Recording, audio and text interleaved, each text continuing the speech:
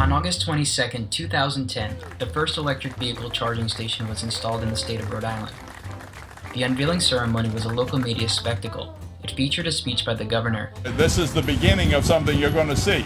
And a parade of electric vehicles like the highly anticipated Nissan Leaf.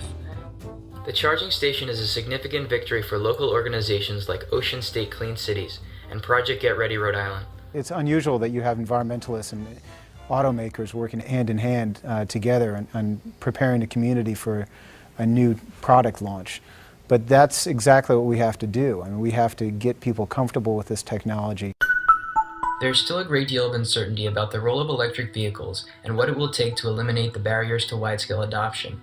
At Take Charge, a day-long conference held at the University of Rhode Island, experts were on hand from universities, the auto industry, and government to discuss how to eliminate some of the obstacles to implementation. We have to go national within 12 to 18 months.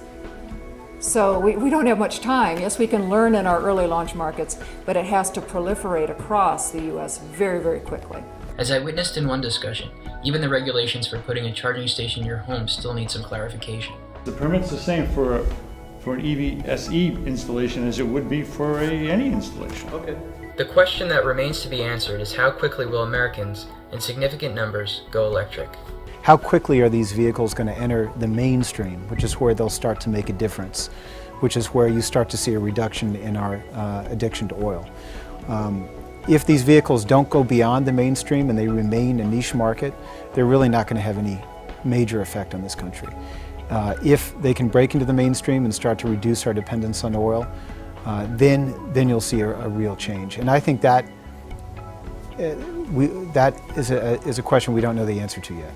At the 2010 Northeast International Auto Show, Project Get Ready announced its goal of putting 10,000 electric vehicles on Rhode Island roads by 2015. Achieving that goal is going to require educating the public and developing infrastructure. Kristen Zimmerman, Program Manager for Research and Development at General Motors, wants to see local utilities work with their customers to provide charge-up power at the lowest possible price.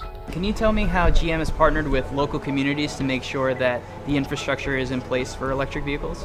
If the community continues the dialogue on the value proposition, things are going to go very, very well.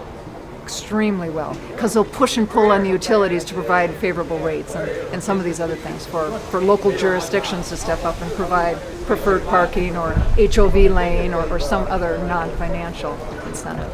That's where citizen advocacy, like that of Project Get Ready, is so important, pushing the utilities and local governments to incentivize EVs.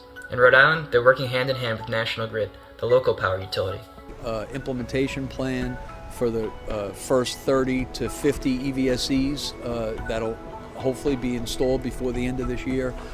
Communications, media, outreach, bringing all of the interested parties together, the municipality, the utility, the fleet, the EVSE manufacturers, the EVSE installers. It's not going to be enough for one small organization to create an electric vehicle revolution. Ultimately, it's up to the consumer to break the gas-powered paradigm and embrace this new technology. Rhode Island's electric vehicle advocates are providing an example of how citizens can take charge and lead this country away from its dependency on foreign oil toward a transportation revolution. I'm Zach Heir.